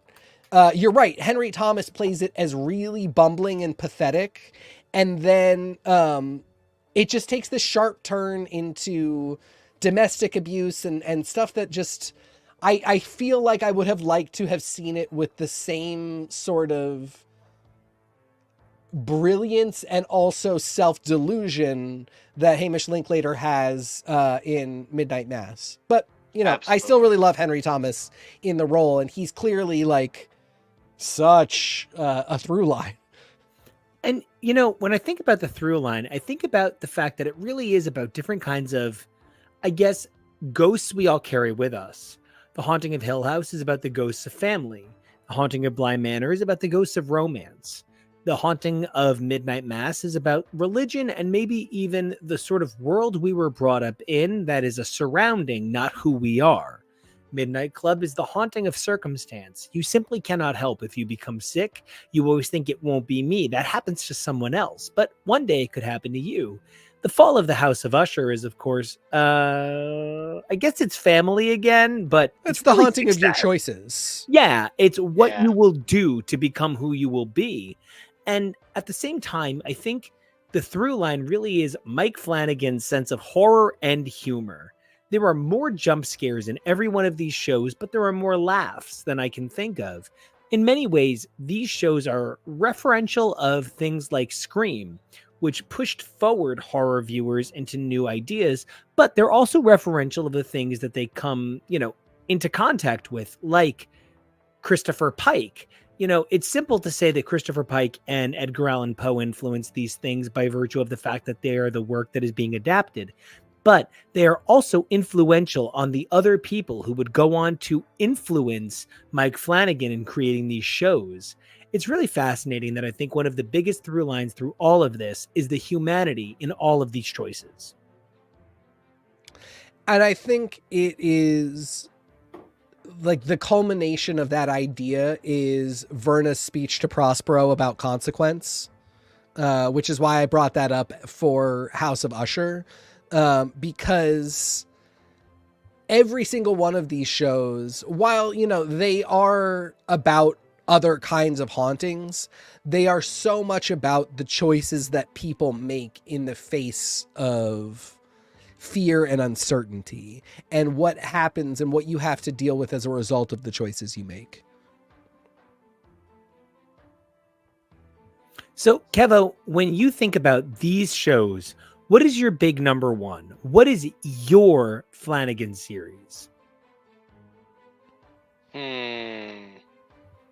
I think the one I most am going to be rooting for, pitching, excited about to suggest to people currently is perhaps Midnight Club. I think because it was such a surprise. I think I expected good things with so many of these and more or less wasn't disappointed by any of them. I think some of them I rank higher than others, but I wouldn't say any of them were a disappointment.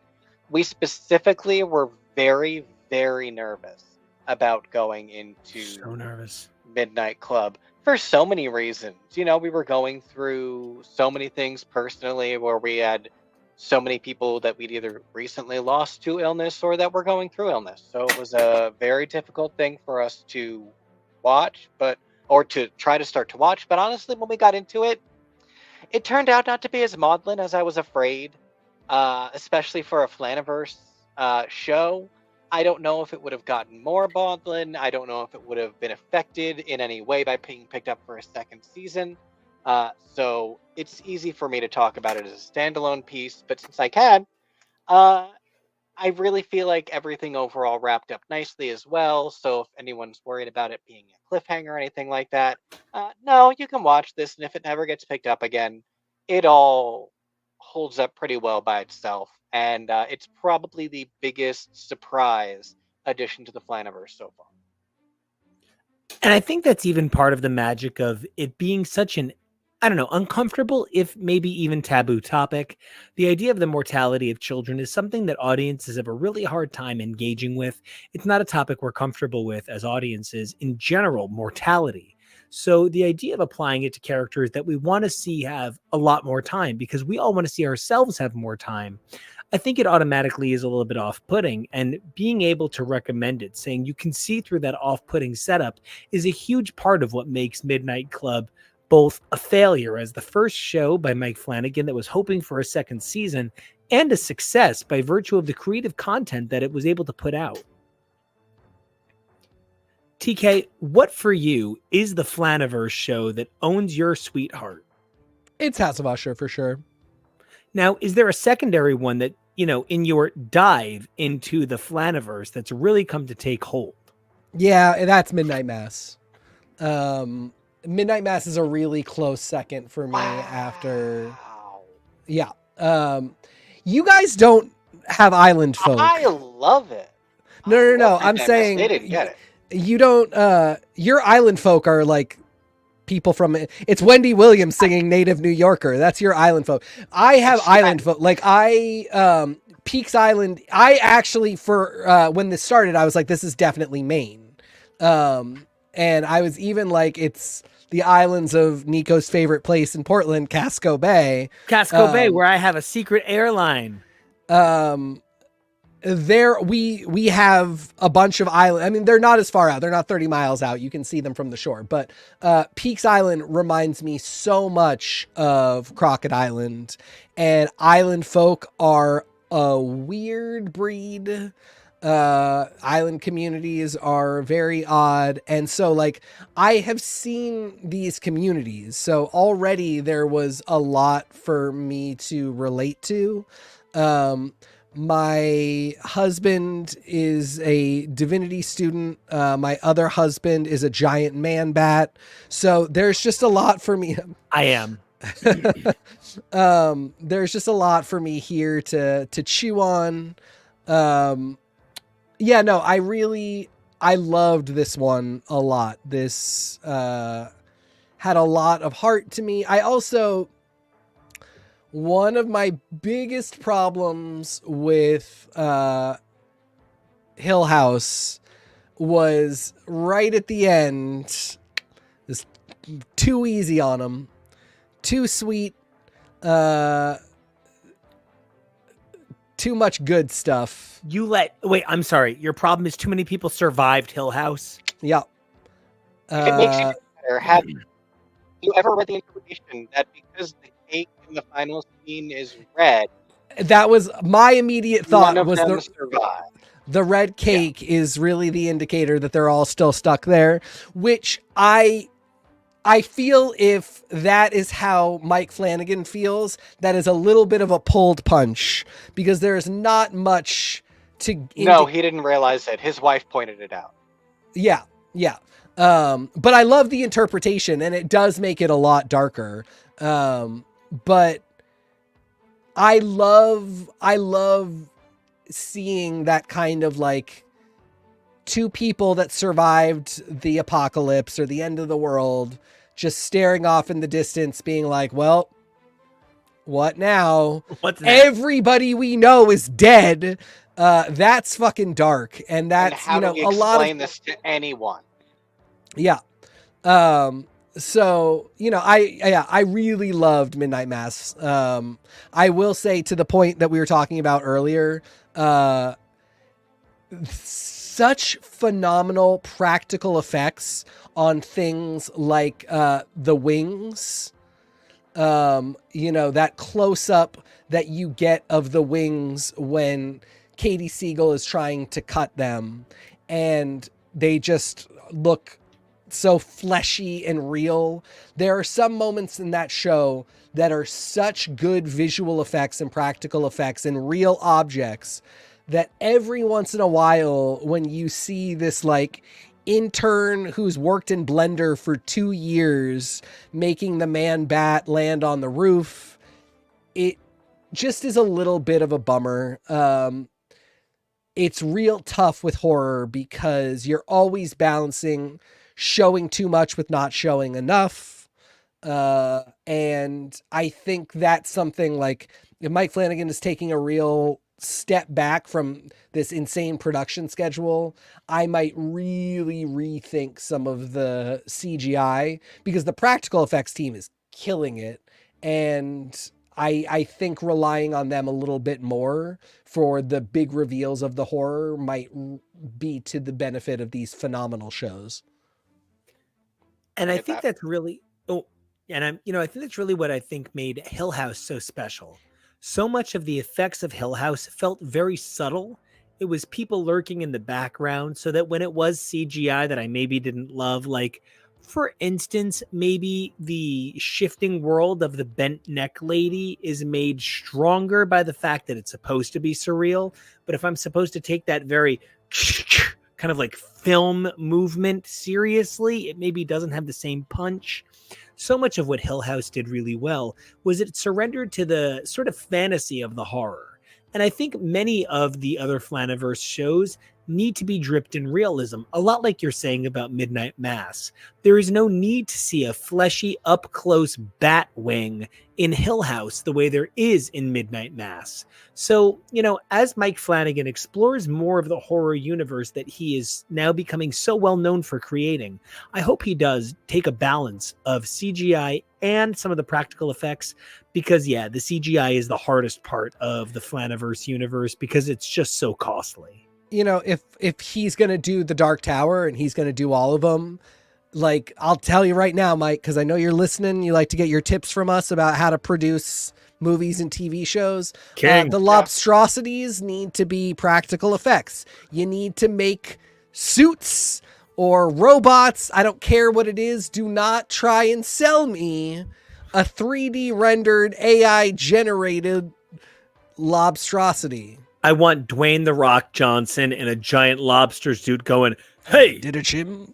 You the gunslinger? You Roland? I'm here to lobster you." Like, that is what I need more than I need a CGI lobster looking like it's directly out of the film, The Haunting of Hill House. Yes. Oh, I'm sorry. That's the House on Haunted Hill.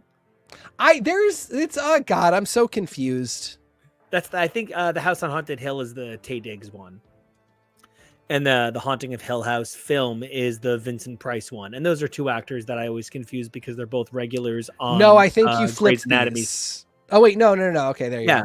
And they're both actors on Grey's Anatomy spinoffs, of course.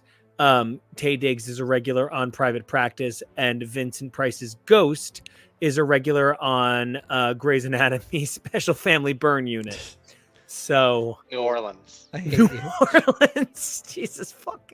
So, all right, we have to wrap this up. Yes. I think one of the things that makes Mike Flanagan shows so powerful is that they force us to think about what our own life is and what horror really means in the course of our own life. It doesn't ask us to put ourselves in somebody else's horror. It asks us what these horrors represent in our own lives. For that, I'm always going to be grateful to this guy. I'm going to watch anything he does until he does something so horrible that Elon Musk supports it.